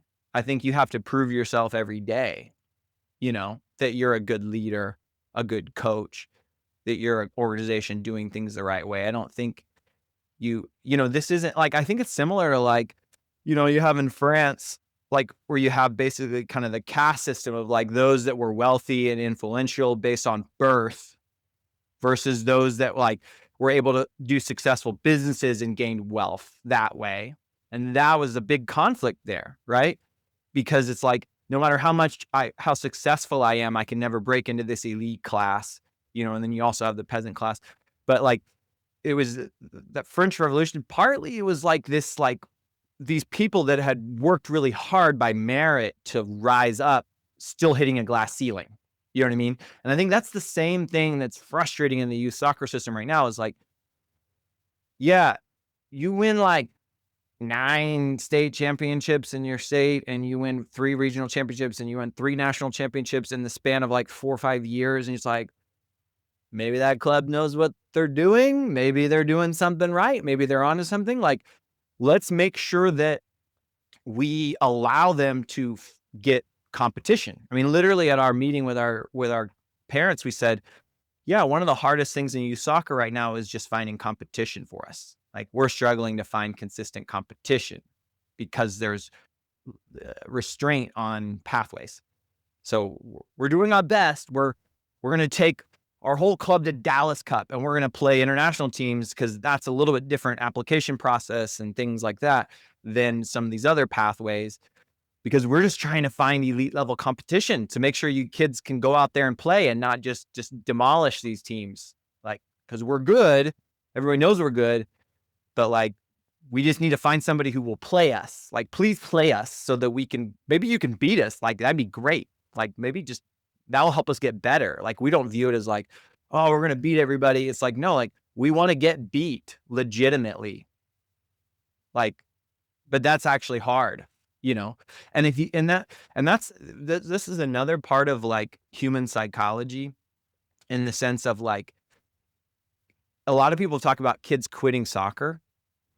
And I'll tell you, a lot of times they say it's too expensive, it's too competitive. No, they're quitting because they're bored for one of 2 reasons. It's too easy or it's too hard. That's why they quit. Rec kids are quitting rec sometimes because they're either blowing the other teams out or they're getting blown out. Because it's hard to get rec competition right, because it's like, oh, these buddies get together and they play rec and they're actually pretty athletic, and so they just demolish everybody in the rec league. And another kid is just like a bunch of random kids that don't know each other or whatever, and they just get demolished. And so the kids that get demolished quit, and the kids that win all the time are like, this is boring. We're winning all the time, That is the same. That happens too at the competitive level. If a kid is on a club and they don't feel like they're improving, they'll quit. You know what I mean? Yeah. You need a coach to help you improve, to stay interested, right? And to stay excited, right? And there's 2 ways to control that, right? So I think, like, for example, just like on the MLS pro level, I think they understand that fundamental. Like, oh, well, we don't want somebody to dominate because that'll discourage them. So we're going to artificially try to manufacture equality, right? And make all the teams the same so that the games are competitive. But that's not how we think. That's not actually how we work. We know we're being lied to when that has been artificially kind of controlled. What we want is, we want it to be fair because like we're really good and we actually outgrow this level, and we want to go to a higher level and play somebody who's really good at that level and maybe get beat and struggle and figure it out. Like, that's interesting, right? And even it's interesting to be like, we need to rebuild. We're getting demolished. So we need to go down a level and play teams that are at this level and figure it out, for this level. We don't. It's like you're boxing somebody and it's like, all right, you can't use your left hand because you destroyed them with your left. So you can only use your right. And it's like, the other guy's like, that's an insult to me. It's an insult to me. Like, I don't even want to box anymore. I want to beat you fair, or I don't want to do it. And you can do that, but it's like a very superficial understanding of how people actually think. Like, we want authenticity. We want to authentically beat somebody or authentically get beat. We don't want to beat through like the ref. I don't even want the ref to like, give me the game. I want to win, Yeah. like legit win. I don't want them to be able to say, oh, the ref gave you 3 PKs and that's the only reason why you won. You're like, no, I want to really legitimately beat you. And I don't feel like, I mean, all of American sports are this way. And I feel like, I feel like it's only because like the Americans are in this bubble of like sports that the rest of the world doesn't operate that way. And that's Yeah. why I think you see soccer is so much more exciting in a dynamic where there's authenticity in the competition. You're It's open. legitimately earning It's it. open. It's open. It's open and accessible. Yeah. Yeah. I mean, even locally speaking, because we've had promotion relegation at a youth level in Kansas City, when I was playing, Kansas City had like 1 or 2 competitive divisions. And they have like 10, 11 divisions in every age now, especially in the younger. It drops a little bit as they get older because you have more players on the field and things. But like the growth of soccer in Kansas City is massive because a kid who's like pretty decent at soccer and wants to get out of a rec can immediately go into a competitive structure in our Heartland League that is like the right level of competition for them and kind of have close games and then gradually move up or move down or whatever. And so it's not really, it's just about being matched up correctly and authentically getting better or needing to go down. There's something addictive to that is really healthy, because you feel that sense of improvement and you're also being punished authentically for lack of effort as You're well. Alec, you're closer to nature Yeah. in one system, and you're closer to some artificially created human thing in the other Like this one. utopia, they're trying to create this utopia of like perfect level competition where every city across the country is equal. And that's not true. Like some clubs and some coaches are better and they're setting the gold standard and we should copy them and learn from them, not knock those people down so it's harder for them to succeed and then prop someone else up over here who's actually average. Because now it's sort of confusing. It's like, what's the standard? Who's legit? And that's why like your 3-4-3 stuff was so great for me because it was like, I think this is the standard. I think this is somebody who's legit. He's he's in a similar context to me and he's setting the standard. And it's like I can copy him. But like if you take that away, I don't know who to copy. No, it's Who's the over. best? It's over. It's over. You can't tell who's the best. It's impossible. And you were talking about how the players could get burnt out, if they get bored on either side of the spectrum. The same thing happens to coaches. I've seen Yes. it time and time again. They get disillusioned because they hit the glass ceiling and they recognize, and I'm sorry for all you coaches out there if this is going to hit it like a bombshell or whatever, but if you're doing good work, you hit the glass ceiling, you eventually recognize that you don't get elevated as a coach to the highest level or the next higher level, the gate kept level, unless they like you, right? It has nothing to do necessarily with your sporting excellence. And so, what does that do to the high level coach? It puts you in a position where you have to choose. Do you choose to play the political game? Or do you choose to continue pursuing excellence in the craft? Because both of them are kind of at odds with one another in many respects, especially when a system is monopolized. And then for the coach that's on the lowest tier, right? Um, Kind of like if you're perpetually held there, irrespective of the good work that you do, that makes you tremendously jaded. And good people have quit over the years, left and right. And I've witnessed it time and time again. Alec, it's really sad that the ones who usually survive are the ones who choose door B, which is I'm going to be, I'm going to pursue excellence in politics. I'll put it that way. Yeah. Yeah. Yeah. No, you're 100% right. Yeah. One of the definitions I use to kind of motivate my players is defining success. And I define it as making meaningful progress towards a noble goal. Making meaningful progress towards a noble goal. That's success. And when you're not allowed to, you're trying to do things with excellence, you're trying to do things well, and you can't make progress. Like you're denying people that sense of success.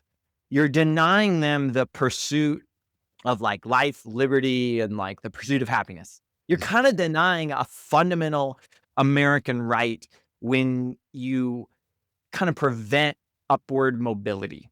Like preventing upward mobility is wrong, And we're not especially when asking it's earned. and Yeah. we're not asking to be gifted anything. Nobody like Nothing. no, don't want it. Like create a system in which you say this is what it takes to be at this level. You need and like I think there are some people that are like they want like a club just has one team that's really good and they just want them to be able to play at the MLS next level or something like that, you know, whatever. And it's like, yeah, that's great. There are some logistics that could make that complicated to kind of have a ton of one-offs, just as far as like, there's a lot of factors. And so like, I understand people who are kind of trying to make things efficient, sort of saying like, well, we need a merit-based system, but we need to have some guidance and parameters around it. Same with the pro level. You have a little team that just like does amazing. And like, are they really ready? This like, you know, USL2 team, are they ready to play in the MLS? Like, probably not. They don't have a stadium yet. They're still at a high school stadium. Like, Yeah, I'm not talking about, but that's just like, to make the rules explicit. yeah, make the Make rules, it rules explain it. explicit. Say, hey, cool. It is all merit based. You have to win your lower division to get promoted. And here are the non-sporting things that you have to qualify for, and that's it. And they have this all across the world. If we're talking at the pro level, fine, put a minimum stadium capacity requirement if you want. No problem. Just say what the requirement is and Yeah. let the market be open. At the youth level, the same thing. Maybe there's a team or one quote unquote club that has one team only, Alec, one team Yeah. in the club. It's a youth team. I assemble all the best players in Orange County. I'm just a one Yeah. team club and just write down the rules. Okay. You have to have locked down a field for a year, you know, to cut Yeah. a year and just write down the rules and let the market sort it out. Yeah. Let them figure it out. Let them say like, you know what? Like as much as we'd love to play at the top level, like logistically, we don't want to charge our families as much to travel or whatever. But like, I think when you don't make it clear, people feel you're losing motivation. And that is so bad for America and American soccer. If you're disincentivizing the motivation of the youth coaches, they're losing motivation. That's, you're just literally cutting the legs out from underneath the whole supply chain. Mhm. Don't do that. Don't cut the legs out from the supply chain. Don't butcher the golden goose, you know what I mean, of these youth coaches that are passionate. I mean, what was I when I started? I was just like a guy that played at a high level as a youth, but didn't reach my potential and was like, man, I want to help kids make it further than me and do better than me. And I'm going to try to really understand this as a coach and invest like super intentionally and mentor these kids and help them get through tough moments where they're struggling. And it's like, there's other kids like me, you know what I mean, that are coming up now that want to do that. And I'm like, but I think they're looking at the system and like, man, this is like a lot of politics, complicated. Like, how do I navigate this? Like, how do I even do this? You know what I mean? And they're not getting into coaching. They're not, Yeah. you know, Or they because there do, isn't. or they Yeah. do it a little bit and then they're out. And then they're out. Yeah. It happens a ton. Like, there's no way I would still be doing this if I didn't feel like a sense of calling that was more than just soccer and more than just money or whatever. It was more of like, this is like a purpose in my life. Like, I'm going to do this. I'm going to try and make a difference here. Like, if I didn't have that, I would have been done years ago, you know? You need hope. And yeah, you need hope. You need hope. And there's such an important part of like innovation thrives on hope and excellence thrives on hope, you know, and you need that. And if you lose that, we're never going to make progress as a country. No, Like, it's not going to happen. the human spirit thrives on hope. Like you are dead inside if you don't have hope. That's what they're crying. It's unfortunate, but they know this. Like they know this. They Well, know I these think things. But So they also think that, like, I think that people, I think people think I think most people that you have to sometimes do convince things that, yourself that you're doing good. You have to convince yourself that you're doing good, yes, though. they feel like they are doing good. And there is an argument of consolidation. It's less confusing if one entity controls everything. It is less confusing, but I think ultimately it would be good if one pathway was somewhat unified. I think that would be good. The question is that system that's unified inclusive and merit based? I think those are two important things, and it needs to be simple, I would say. You know, um, I was talking with a group that did ministry stuff with like lots of different ethnic groups, right? And I was like, if you want to bring in different ethnic groups and make them feel included, keep the mission and vision simple so that everyone can understand it and be excited about it, and don't overcomplicate it with a bunch of bureaucracy. Like, make the system simple, you know? And in America, we have a lot of diversity. I think the reason why we've have done well when we've done well is because, like, kind of a simple, capitalistic system of like, work hard, be excellent, serve people in this way, and people will reward you and pay you to do something that serves other people. It's fairly simple, right? And as we add complexity, we make it harder for different groups to join and understand the system. Like, I understand the system better after like 15, no, my entire life in the youth soccer system. I'm still understanding it. Imagine someone coming in who doesn't understand it. They're brand new parents, brand new coach. They're so overwhelmed with the complexity and bureaucracy here that they give up before they really get very far. You know what I Yeah. mean? So it's Eh, not simple, Alec. It's not It's not simple. simple right now at all. It is not simple how you navigate the pathways. It's not simple at all. It needs to be simple. But how do you get to simplicity is like, structurally, you have to create a merit-based inclusive system with simple regulation that's easy to understand. You know what I mean? And is not just relationship-based favors, you know. It has to be more of an organized, simple structure, you know? Yeah. Yeah. Have you ever, I don't know if you've ever seen any of these structures. I know we're running up on the 2 hour mark here, and we'll cut it shortly, but Flowing by. yeah, sure. If you've, so America, as I see it, also has been so successful. There's a variety of factors, but what, pulling on the thread of simplicity basically comes down to live and let live, right? A little bit, And yeah. live and let live, and follow kind of like the 10 Commandments in many respects. Mhm. Follow the golden rule, do unto others you'd like to, Yep. and then okay, let's see how it, let the market work itself out. Now, I'm not naive to think we live in a free open market at all in the United States, but relative to other countries, it still is kind of, and was certainly back in the day, the Wild West with respect to no regulation. You guys go out and build products and services and let the market sort it out. Um, Versus the other end of the spectrum, they have the same story, Alec, of being simple. Give one entity, me, the government, or the tyrant, or the monarch, or whoever it is, the US government, even nowadays, it seems like, give us all the power, and then we'll take care of everything.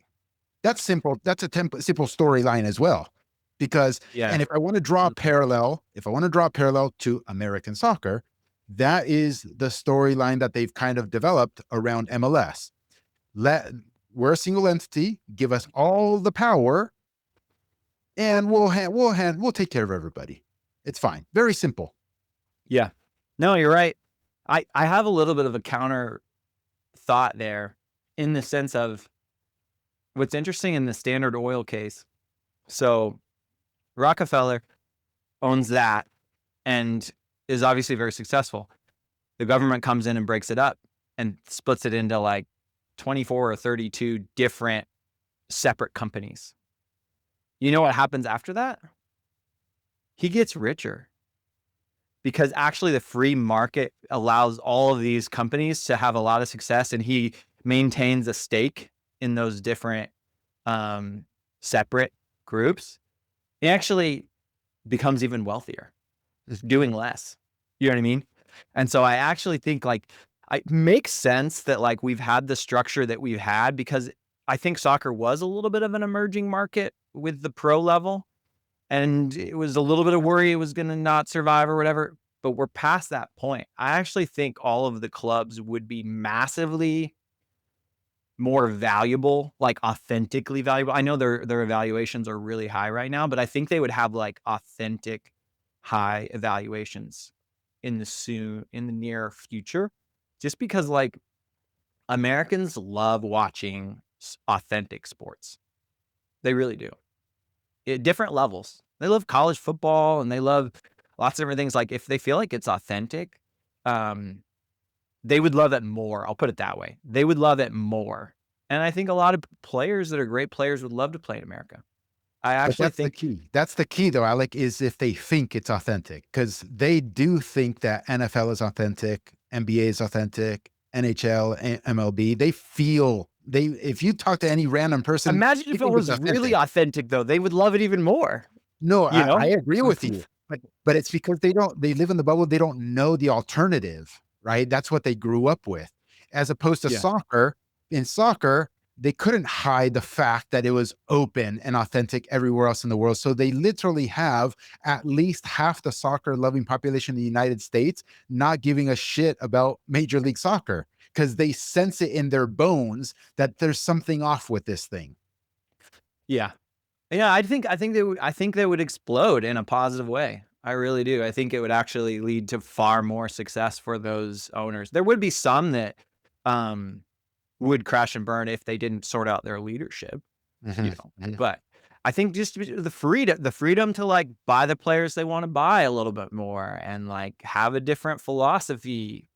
You could see like different styles between the teams a little more clearly. You could somebody might be like, we're gonna get some more South American players. Somebody else might want to get Eastern European players. It just could be like very interesting. It could be very exciting. And then you would see youth clubs if they had a little more freedom. Like you could see massive innovation. I mean, that's why like the US has done great we're great at innovation. We really are. We innovate in a lot of ways. We could do the same thing with soccer. It could be done. I think it's almost inevitable that it will happen eventually if people, gradually become more educated, I think. And I don't think anyone really has to lose. Like people thought, Rockefeller was like all scared, but it's like, no, he did well. He did great. He Yeah, did better than before. You know yeah. what I mean? Like I don't really think it's like a us versus them or I think this is a win-win. It can be 100% a win-win. I think it's just people realizing like the training wheels can come off.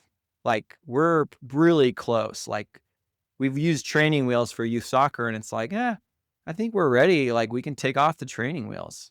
Like Yeah. we can like let people like there's so many people that now love the game and want to invest in it. And we're ready to go, you know?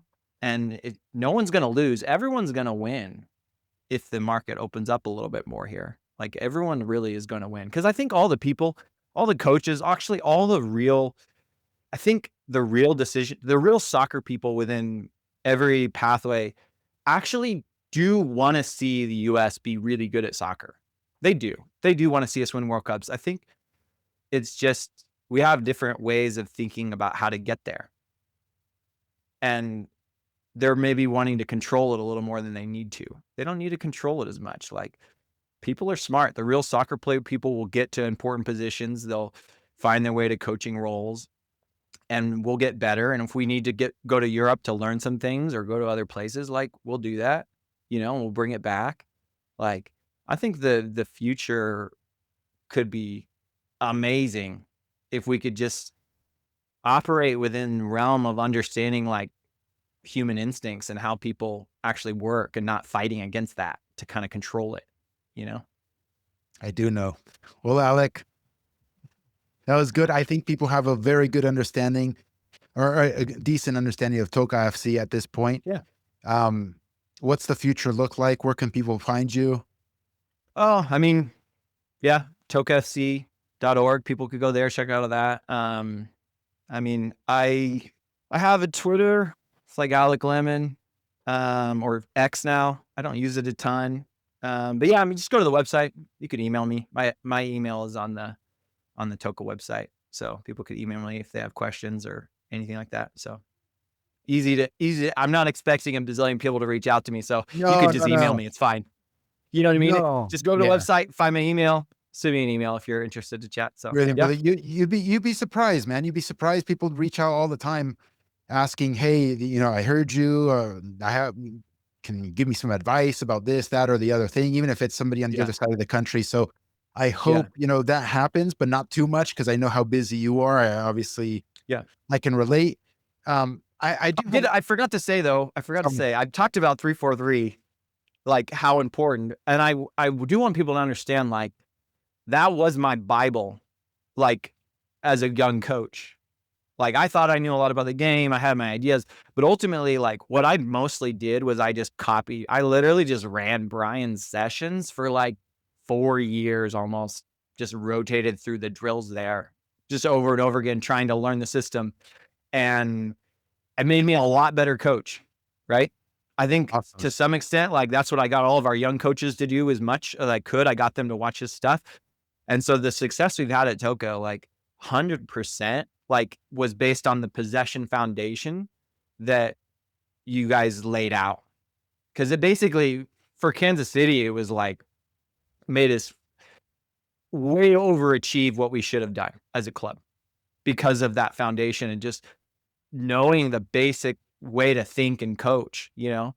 And so I owe a huge debt, you know. I'm still following you guys, and the 7v7 course was really good as well that John did. So that stuff was been massive. So if you're thinking like, I did this all by myself, no, I stood on the shoulders of Brian and Gary. Yep. So Awesome. Hey, I really appreciate that, man. Because folks ask, "Oh, yeah, but Brian's teams were top of the line. Can I do this in my environment here with 11-year-olds? And is it realistic?" yep.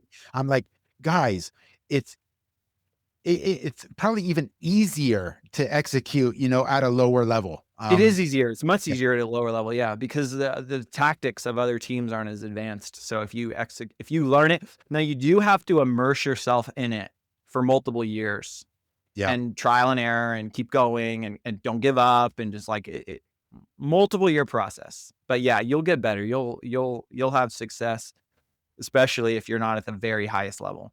You'll see a lot of results in a short amount of time, honestly.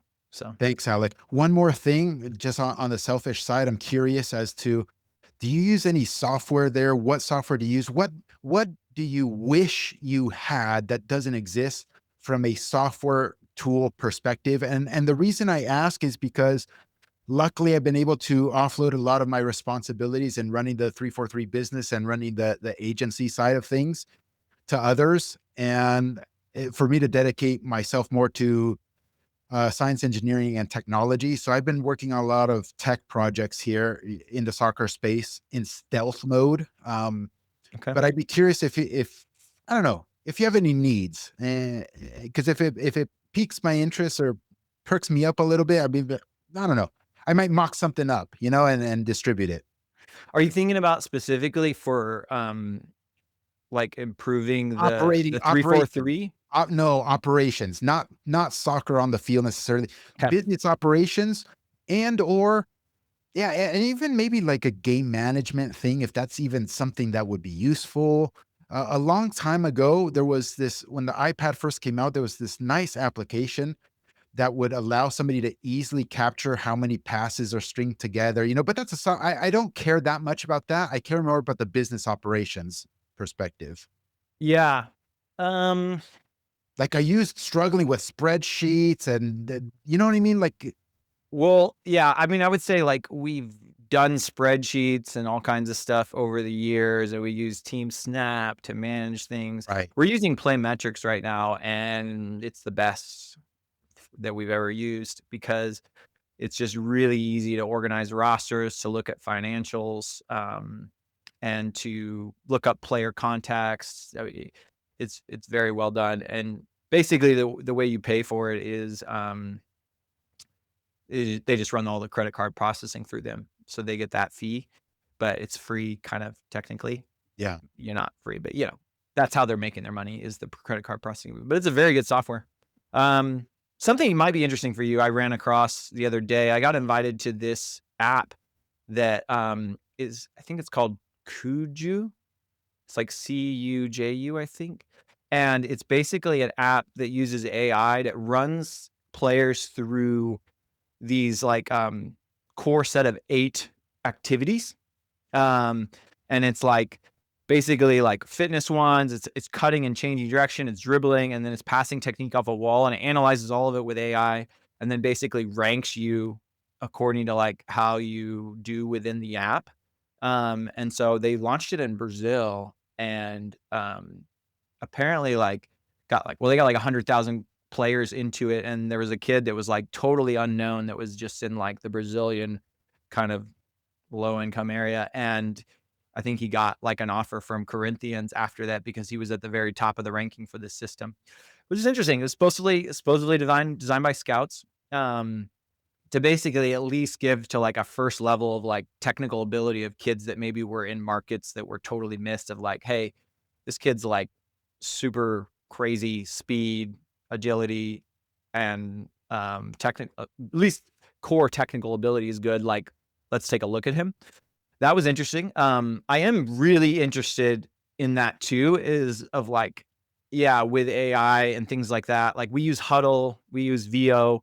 I am curious to see, like, I would like to see that improve and be able to give more data and tracking. I haven't found something yet that is like super easy, but I feel like we are getting closer. I do think that like analyzing video more and getting data from that will eventually be very helpful, as far as in some ways, like could be a disruptor on the pathway sense of like maybe it helps players get found in different ways. But I haven't found a silver bullet yet, if that's what you're looking for.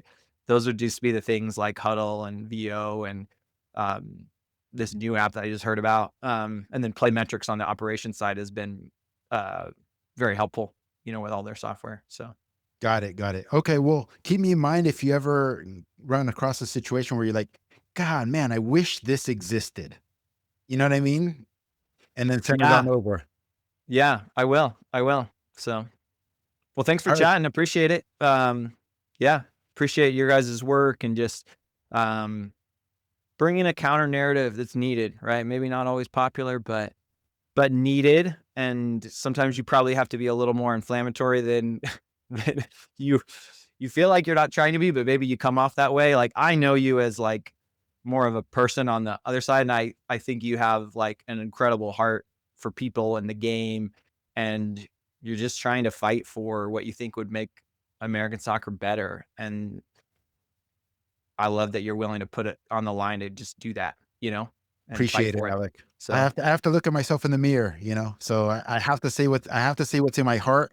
And the way I rationalize it too is I think I help shift the Overton window just a little bit by being mhm. so like on the edge that it creates a space maybe for others who feel the same way to be a little bit more diplomatic, but they can at least speak about the topics that I'm inflammatory about versus if I never do it, maybe it doesn't help Yeah. as much. I don't know. Yeah. That's my You need someone to rationalization. kind of push the envelope and then other people to be like, maybe a little more collaborative natures other times. You Totally. need different types of people. It's good. It's an important role. Thank you for what you do. All So right, brother. I'll talk to you later. Keep at it and hope you have a Merry Christmas. yeah, you too. Thanks.